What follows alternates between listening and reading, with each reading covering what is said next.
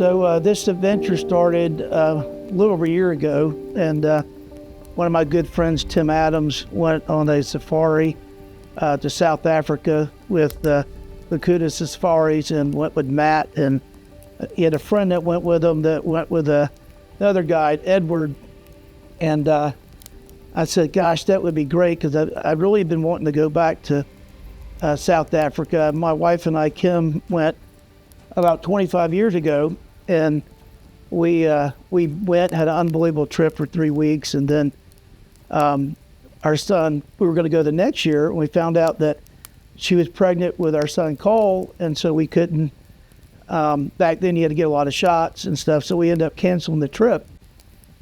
And so we've not been able to get back, and so Tim told me about this great guide, this great service that he went with, and told me about all the animals. He sent me immediately these segments and videos and pictures that they took on the safari, which it really was a kind of added bonus.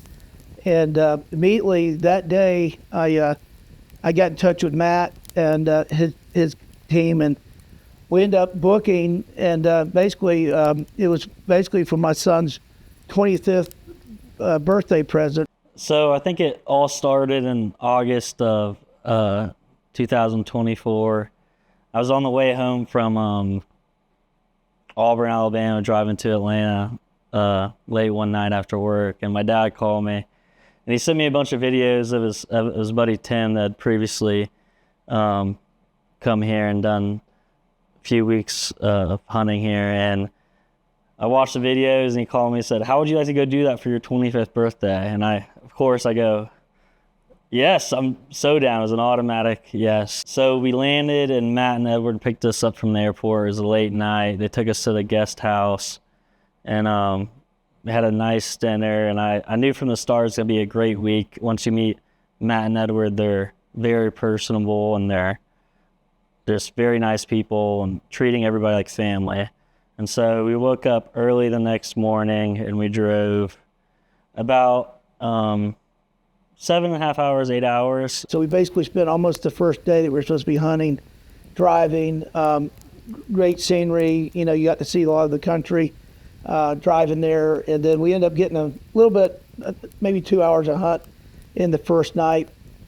And then we started the next day hunting, and we started, I was trying to get a gemsbok. That was the main animal I was trying to get, because I didn't shoot one last time. And that first morning, Cole ended up shooting a kudu. The next day, we woke up really early. He probably woke up around 5. And it was the first day of actual true hunting. And we're riding around in this beautiful valley. It's just amazing to see the greenery and the openness of it all.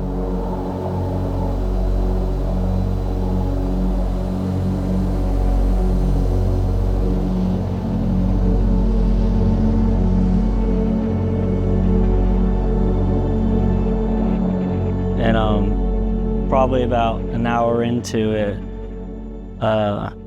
we spotted a kudu, and he was probably 500 yards away up on a mountain.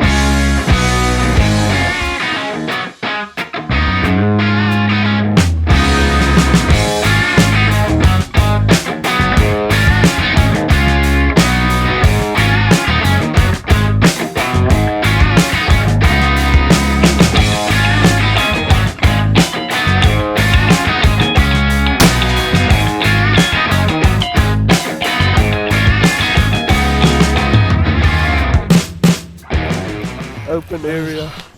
He just popped up right there. He wasn't going to give us another chance. When he asked me, I was like, stick to him. I don't even look for my binoculars. So it was nice.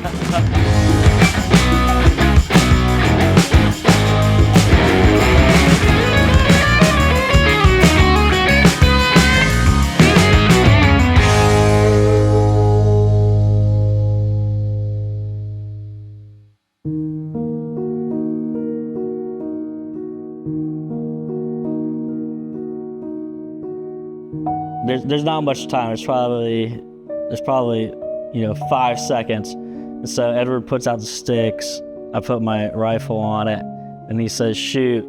And I shot, and then he went down right there on top of the rock. And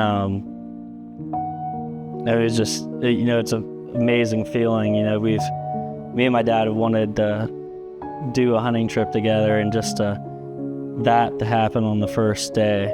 And so me and Edward, I hit it, and then we gave it about probably 2 or 3 minutes, and we walked up the mountain, and he was laying right there. And we finished him off the proper way, put one more shot into him, and just to see an animal so beautiful like that up close, you know, it's really special. That, you know, it's a once in a lifetime opportunity to do something like that, and it was awesome. And I ended up didn't shoot anything that morning. Then that afternoon, I ended up shooting. We were chasing a herd of gemsbok. We had seen some, and they were basically pretty skittish. And we ended up, in the meantime, we're trying to chase down these gemsbok. We jumped a warthog that came up, and it was immediately just jumped out, and I barely could see it. Matt said, "Hey, we need to shoot it." So I ended up shooting it, and it actually ended up coming back and turning around and almost charging us. And Matt starts screaming, "Charging, charging!" So we're getting ready to shoot it again, but luckily it died right there on the side. But it was kind of neat. That was actually the only animal that I did shoot on my first trip, was a warthog. But this was a big warthog, and you know, they basically are nuisance, and so they want to get rid of them. So it was a great deal for that farmer to get rid of that one. And so so we continued our hunt that afternoon, and we end up really having a great stalk on a gemsbok that we end up walking in the bottom of this ditch, and end up, I think, closing the distance from about 500 yards to about 200 yards.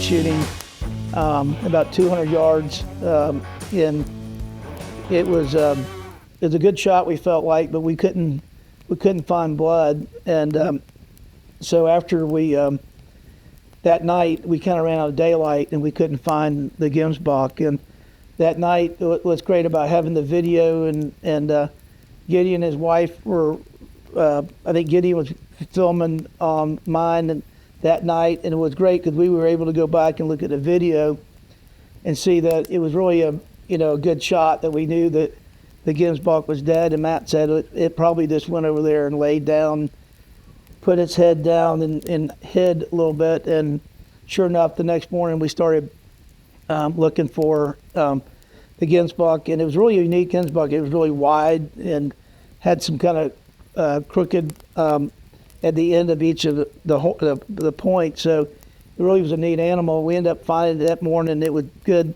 So the cape, the meat wasn't good, but obviously the cape, and nothing had bothered it. So it was just like Matt said, it went over there and laid down. We woke up early, probably around 5. We drove to that same piece of property. We saw that herd of gemsbok probably 800 yards out. And so Edward came out with a plan that we should get out, and we were gonna walk on the other side of the mountain, hoping they would return the same spot they were yesterday. It was a lot of walking. It was awesome though. A lot of walking. We got to the top of the mountain and then waited. It was probably about 30 minutes, and then we saw the herd of gemsbok coming through.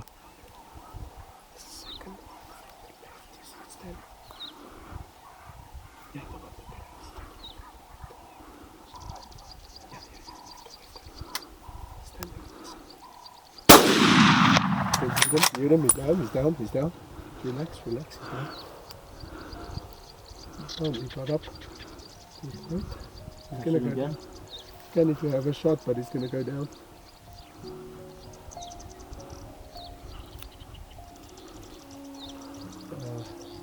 He's very far now. Is he go down? Okay. Just relax. I'll watch him to the bottom. I think he's gonna go down again. Yeah, he's gonna go there. Yep, there he is. Down, he's down. Relax, relax. He's very far now. He's down.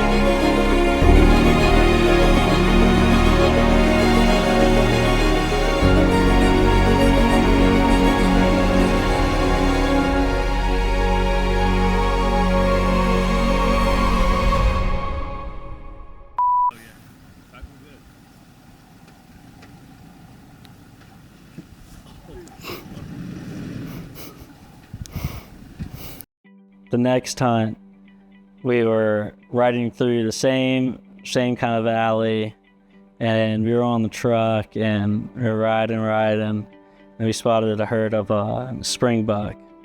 And so we hopped off the truck. We're probably about 120 yards away, and so Edward and I, we stalked, and we were able to get up close to him, probably about 100 yards, and I was able to make a shot on him and lay him down, and it was great. It was a beautiful animal and really fun.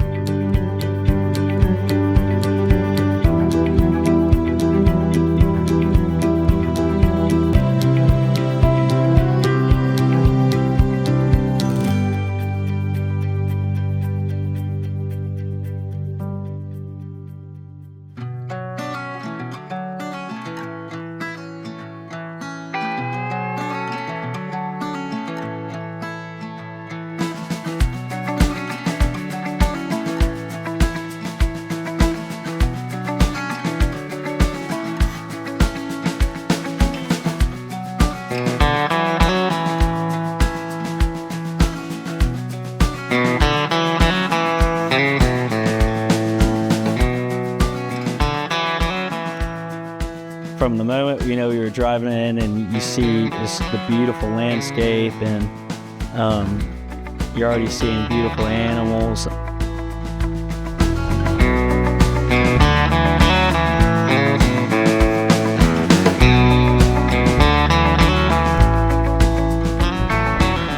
We didn't get into hunt later that afternoon, and that first afternoon, I ended up shooting a golden wildebeest, which is really a gorgeous animal.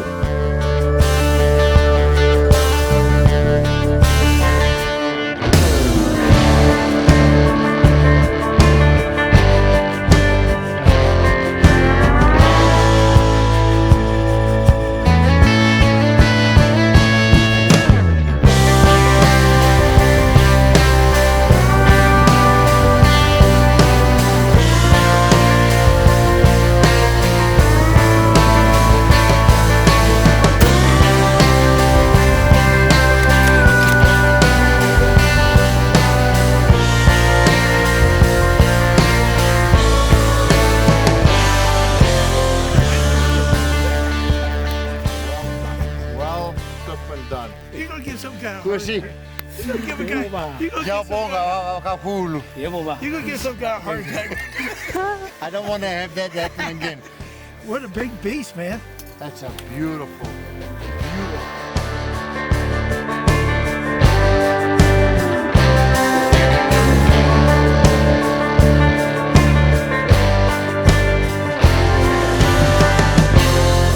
And so Edward and I got on the truck, and we were riding through the mountains, and we saw giraffes. I mean, it was just amazing to see such beautiful animals that I'd never seen before in my life.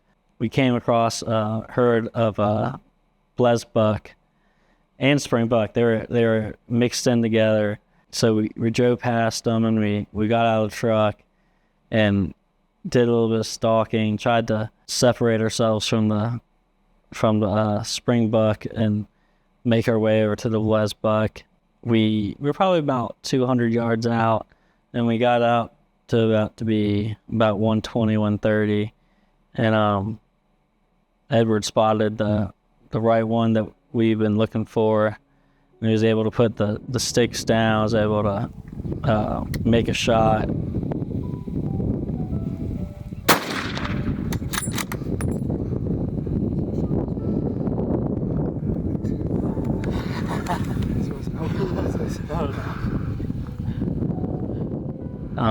He fell right there, and went up and just saw him.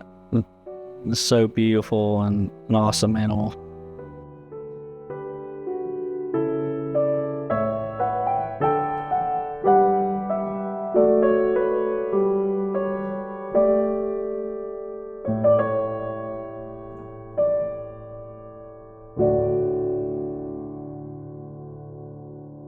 So we ended up getting 2 animals that first afternoon, and unfortunately, on the way back, we had a little mishap in the vehicle. We kind of went off the road a little bit.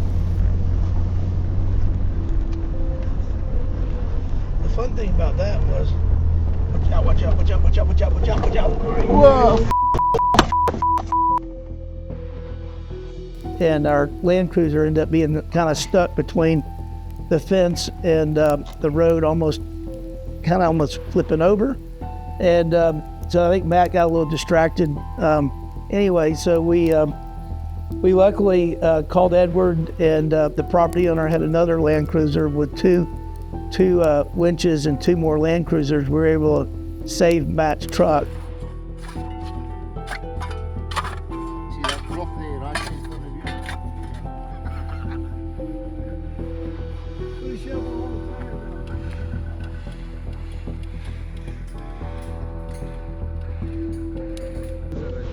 Okay.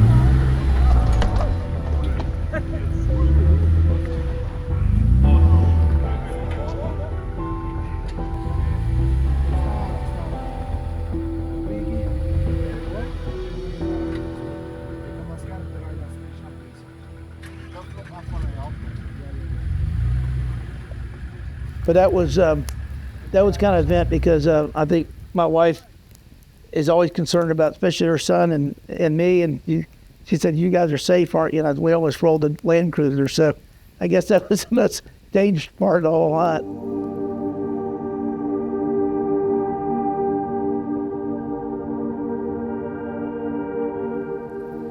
So the next day, we actually hunted another farm. It was really huge, and we. It's kind of neat going to all these different properties, because you see how the agriculture is different, how the property is different, how the vegetation is different. You know, some of it's hilly, some of it's flat. And so that afternoon, I ended up shooting a roan.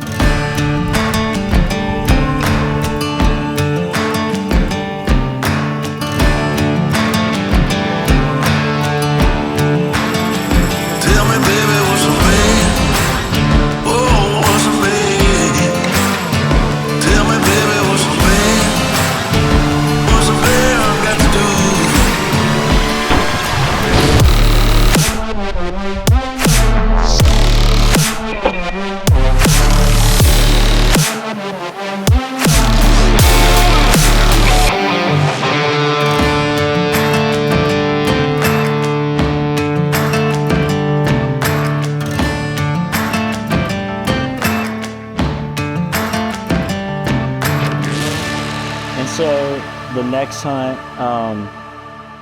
we were driving around through the mountains and seeing a lot of beautiful animals, but a wildebeest is what we were really looking for that day. And I remember we saw a herd, and we got out, and we started tracking them and stalking them through the trees. And it was probably about a herd of about 20 of them. And so we're going through, we come up on them, and Edward takes us in a good position, puts us under this tree, and there's a golden wildebeest, which I've never seen one before in person. I mean, it's just a beautiful animal.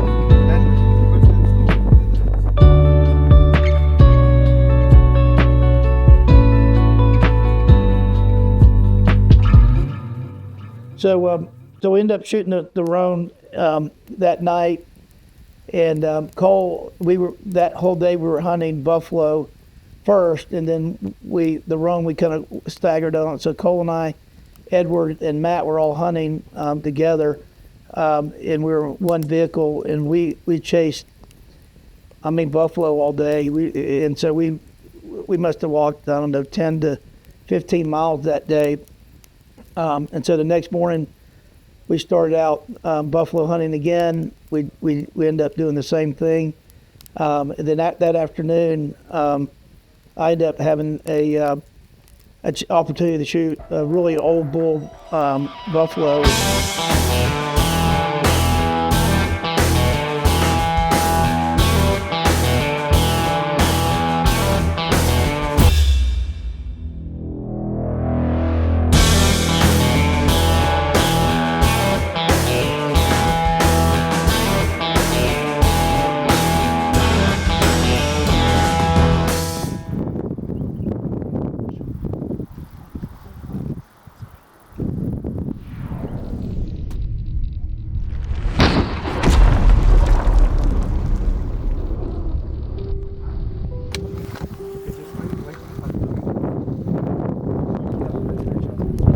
And so it wasn't a long shot, about 100 yards. I guess it's long for buffalo because you normally want them a little closer.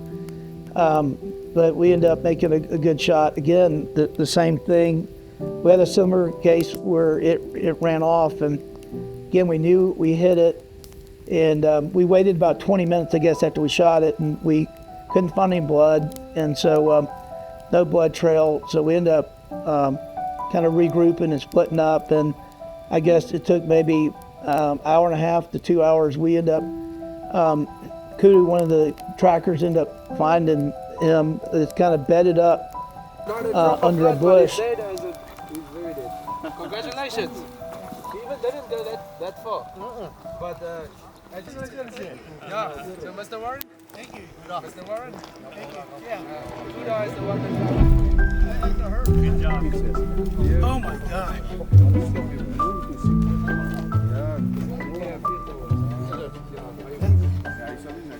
I guess he turned at a bad angle. Wow. Look at the head is massive. I've seen the impact. Yeah. And see that boss is rock solid. Oh yeah. See that? And it was actually kind of facing out the way we would be if we'd approached the buffalo, say if it had a blood trail, it would be in a position to come up and attack. And so luckily, it was another good shot. It hit basically ended up hitting the liver and the lung of the buffalo. So it died with one shot. But luckily we didn't have blood, and it took time, and luckily we found it. But it was a great old bull, really old bull, and antlers and his worn out. So it was really a great experience. Find them is another experience. I think we got some videos trying to see how you even load this up in a truck and carry it off. It took, I think it took 10 people, I think I counted, to get it in the back of the Land Cruiser, and it still wasn't in the back of the Land Cruiser. So it was kind of unique to even see that happen, and as big as these animals are and as massive as they are. So the next morning, we woke up around 5 a.m., 5:30, and we decided we were gonna do a hike in the very cold weather. And so we woke up and we probably walked about a mile, and we spotted some more wildebeest just beyond the valley, next mountain over. And these were blue wildebeest. And so we hiked up the mountain, probably about another mile. We made it to the top, and we saw probably about 10 wildebeest walking, and they were walking very close to the road. And we saw this big bull, very old, great animal. And so Edward was able to put out the sticks, and I was able to get my gun on him, get my sights on him.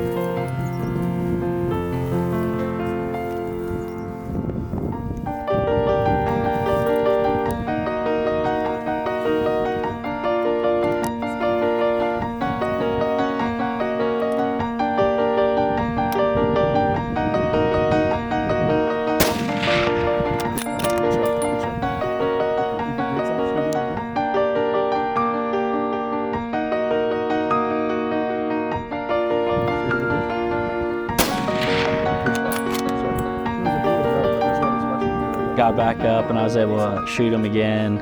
He fell again, and so just a great hunt. And we walked down there, and I just remember seeing these beautiful stripes on them, beautiful Very nice. old bosses on them. It's just a great animal. Actually, on the way home from the blue wildebeest hunt, we saw a lechwe, which we had been previously hunting the day before. And, he was not very timid. We were probably 50 yards from him looking at us, but we were never able to make a shot. After the blue wildebeest hunt, we were hauling the wildebeest to the skin and shed. And William, who was driving, he spotted him. Me and Edward, we hopped out of the truck, and he was up on the mountain. We weren't sure where he was at. And so we started walking up the mountain. We probably made it 200 yards out, and we come around a bush, and all of a sudden he's right there. And then we knew, we were like, no way he's getting away from us again. So I shot him, and he probably ran about 15 yards. We gave him about 10 minutes, and we came around the corner, and we found him. And just a beautiful animal with a really pretty, dark red coat and nice horns. It was an awesome hunt, and something that we were really working for. What Cole had done a very good job, and Edward's been fabulous, and it was kind of great having somebody close to Cole's age to help work with Cole. And Cole ended up shooting a kudu and a Springbok and those other properties also, besides his gemsbok. So it was really a great opportunity for him to have somebody his own age to get along with, and it was really great how Matt matched up Edward with Cole. And so the next day, it was a very rainy, cold day in South Africa. A lot of days of hunting, we were very tired. And so we woke up really early in the morning, had our coffee, hopped back out of the truck, and we were hunting from indoors on the truck that day, driving around, see if we could find anything. We spotted about 4 zebras. And so we got a little bit closer, and we saw they're all stallions. And so we picked up this one with a beautiful coat, bright white, very clean. And he was looking dead at us, and we were able to make a shot on him. All of a sudden it started raining, and it got colder. and we were able to find him there about 50 yards away, and just a beautiful animal with, white stripes and really pretty.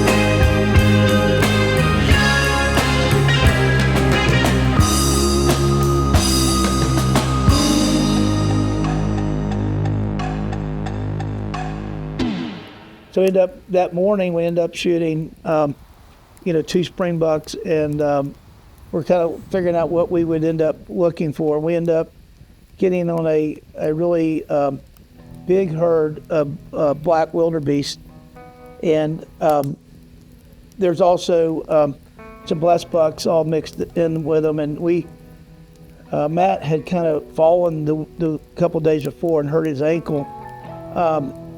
And so he was kind of bumming along and really struggling and really pushing hard, even though he was hurt. I can't believe he walked as far as he did with his ankle. But we ended up staying in one place, kind of behind these shrubs, for about an hour, just watching all these black wildebeest and blesboks. And there's so many animals around, but nobody really picked us up. And so Matt, it was getting kind of close to dark, and so Matt, he said, "Well, I'm going to call them in." I said, "What do you got some special call?" He goes, "No, I mean," so he ends up start making this noise out of his mouth.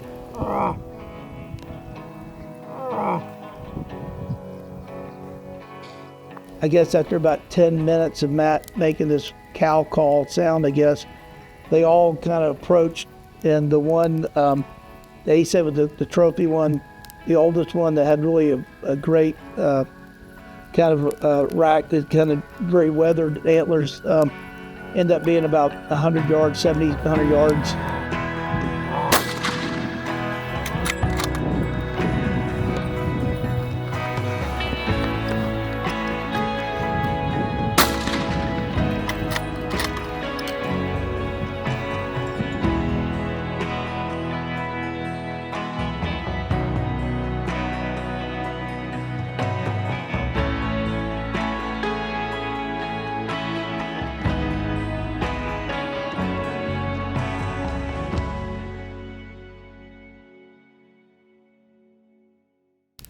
And we end up shooting that black wildebeest. They're gorgeous animals, and the way their faces are, and they got white eyelashes and kind of a gray beard. Another animal that I wanted on my wish list, a waterbuck.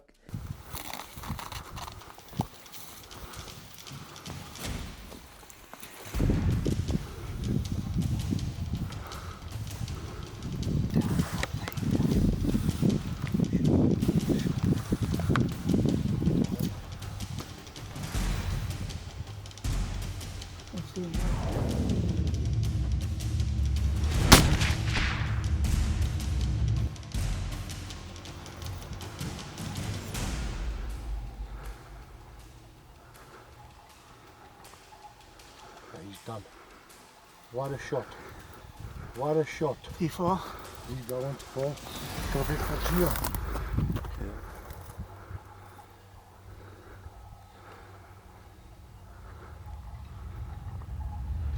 He's done.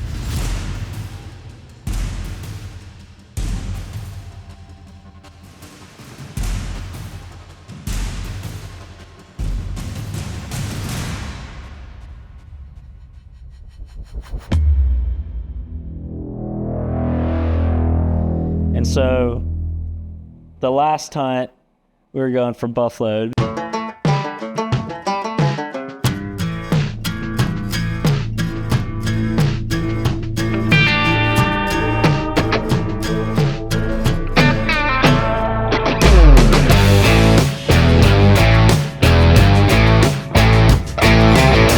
had tried for buffalo for probably about 2 or 3 days, me and Edward, and we got very close, but we were never able to really get to one and get a good shot, get a good view of them. But we woke up early this morning, probably around 5. A lot of animals, and we spotted the herd of buffalo. Probably it was early on in the morning, probably around 8 a.m. There was a specific bull they've been looking for. Very mature 10-year-old bull. We were able to spot the one that we had been looking for, but he was right in the dead middle of all the other buffalo, surrounded by all the other ones. And so later that afternoon, we hopped back on the truck, and I was ready to go find a buffalo. We were really excited and to go find him. And so we drove around the mountain again, and there he was, and there was a herd of about 30 to 40 of them, and he was out in front of all the rest of them laying down. And this was the first clear shot we had him at the whole day and the whole week. It was a lot of miles and a lot of steps into him and looking for him and finding him.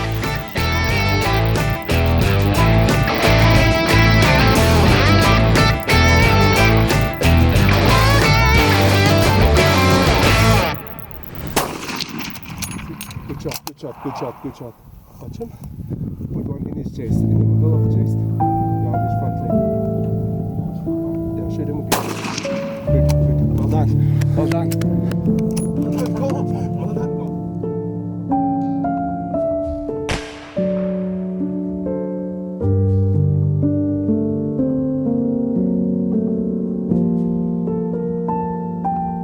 He started moving again, getting back up, and shot him again, and Edward told me to shoot him again, and we shot him again.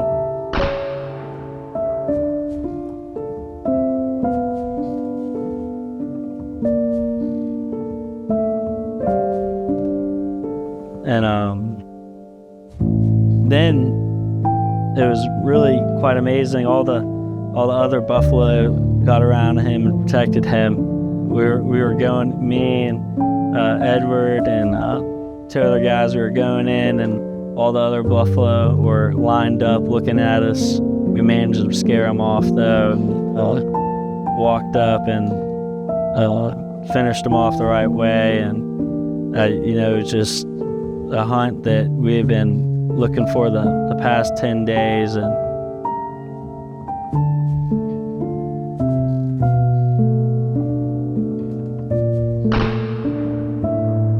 it just felt so good to be able to do that, and it's just a dream animal on the bucket list.